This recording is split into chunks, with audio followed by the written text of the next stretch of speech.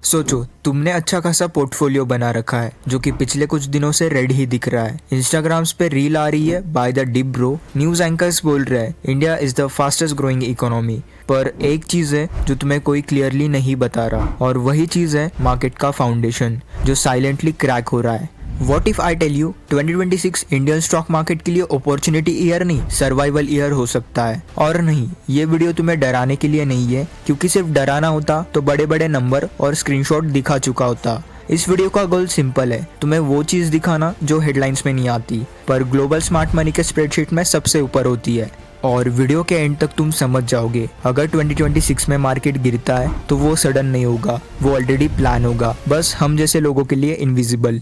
History याद है? 2008 economy strong लग रही थी। 2020 वायरस चाइना में था, मार्केट इंडिया में गिरा। मार्केट कभी भी ऑब्वियस रीजन से नहीं गिरता, मार्केट गिरता है जब स्मार्ट मनी पहले ही क्विकली निकल चुका होता है। और 2025 के एंड से जो डेटा दिख रहा है वो एक ही चीज बोल रहा है, क्वाइट एग्जिट। सबसे पहले एक मिथ तोड़ते हैं, FIS इमोशनल नहीं होते, उनको स्लोगन से फर्क नहीं पड़ता, ना उनको नैरेटिव से फर्क पड़ता है। उनका भगवान सिर्फ एक चीज होता है, रिस्क वर्सेस रिटर्न। और जब रिस्क रिटर्न से ज्यादा होता है तो एग्जिट होता ही है, चाहे कंट्री कोई भी हो।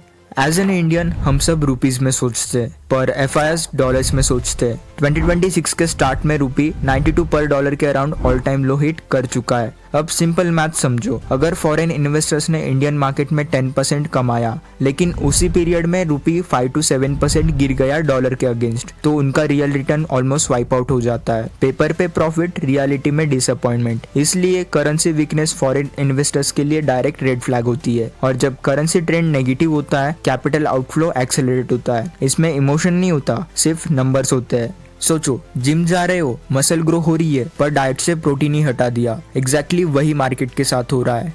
2025 के अंदर ही अंदर फॉरेन इंस्टीट्यूशनल इन्वेस्टर ने 1.5 लाख करोड़ से भी ज्यादा पैसा इंडियन इक्विटी से निकाल लिया। इस सेलिंग के बाद लास्ट 5 ईयर का cumulative FII inflow almost zero के आसपास आ गया। यानी जो पैसा लास्ट 5 ईयर्स में आया वो क्वाइटली वापस चला गया। और एक और uncomfortable fact, Indian stock market में FII का ओनरशिप शेयर 16 to 17% के अराउंड आ चुका है। ये मल्टी ईयर लो है।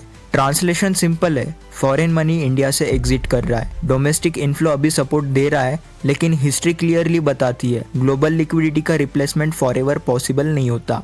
और ये सिर्फ रिपोर्ट्स की बात नहीं है, मैं खुद पिछले कुछ हफ्तों से मार्केट को क्लोजली ट्रैक कर रहा हूँ, और ज़्यादातर सेशंस में मैंने स्क्रीन पे ग्रीन से ज़्यादा रेड और माइनस के नंबर्स ही देखे। ये कोई प्रिडिक्शन नहीं है, ये सिर्फ करंट बिहेवियर का स्नैपशॉट है। पर ये सिर्फ इंडिया की स्टोरी नहीं है, असली प्रेशर इंडिया के बाहर से आ रहा है। उसका नाम है जापान। जापान को समझना जरूरी है, क्योंकि पिछले कई सालों से जापान दुनिया का सबसे सस्ता पैसे का सोर्स था। इंटरेस्ट रेट्स नियरली जीरो, मतलब वहां से पैसा बोरो करो और इमर्जिंग मार्केट्स में इन्वेस्ट करो। इंडिया इसी सिस्टम का एक मेजर बेनिफिशियरी रहा है, लेकिन दिसंबर 2025 के बाद जापान ने इंटरेस्ट रेट्स 0.75% के अराउंड रेज कर दिए। ये उनका लास्ट 30 इयर्स का हाई है। अब इक्वेशंस बदल रही है, जापान अब रिस्की नहीं लग रहा, रिटर्न्स वहां पे भी मिल रहे हैं, तो ग्लोबल कैपिटल का एक बड़ा हिस्सा वापस जापान की तरफ शिफ्ट हो रहा है। इस प्रोसेस में high valuation emerging market pressure feel करते हैं, और इंडिया भी उस लिस्ट में है।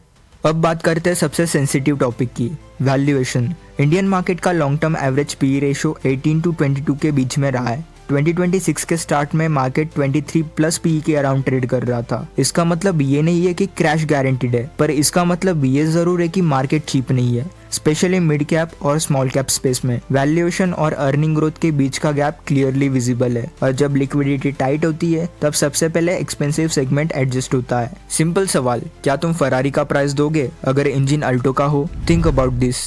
लोग बोलते हैं मार्केट तो हर साल रिस्की है, ये पूरी सच्चाई नहीं है। 2026 थोड़ा डिफरेंट लग रहा है, क्योंकि ग्लोबल लिक्विडिटी टाइट हो रही है, करेंसी प्रेशर विजिबल है, FIS कॉशियस मोड में है, वैल्यूएशन स्ट्रेच हो रही है, और सबसे dangerous factor retail overconfidence. हर साइकिल में एक मोमेंट आता है जब रिस्क नॉर्मल लगने लगता है, और हिस्ट्री में वही मोमेंट मैक्सिमम डैमेज क्रिएट करता है।